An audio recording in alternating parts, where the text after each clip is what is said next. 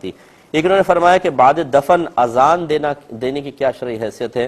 دیکھیں نبی کریم صلی اللہ علیہ وسلم سے یہ تو ثابت ہے کہ آپ قبر پہ کھڑے ہوئے ہیں، آپ نے ذکر الہی فرمایا ہے، آپ نے قرآن پڑھا ہے، لیکن اذان باقاعدہ ثابت نہیں، لیکن اس کی ممانعت بھی نہیں ہے۔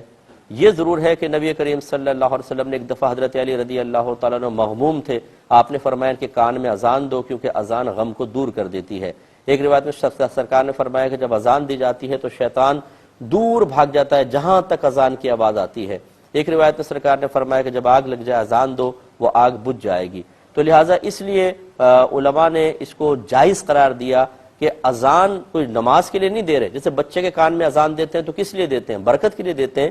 ایسے ہی اگر قبر کے پاس کھڑے ہو کر اذان دی جائے، ایک تو شیطان دور بھاگ جائے گا، دوسرا آگ اگر فرض کر لیں قبر میں ہے تو وہ بجھ جائے گی، تیسرا وحشت اور غم دور ہوگا، اور یہ تینوں چیزیں مردے کے لیے متوقع ہیں۔ اس لیے اگر کوئی ذکر کی نیت سے وہاں کھڑے ہو کر اذان دیتا ہے، اس کی کوئی ممانعت نہیں، اس کو کوئی دین کا حصہ نہیں بنا رہا، کوئی اس کو فرض واجب قرار نہیں دے رہا، بلکہ فقط ذکر الہی کی نیت سے اگر کوئی اذان دیتا ہے تو شرعاً بالکل جائز ہے۔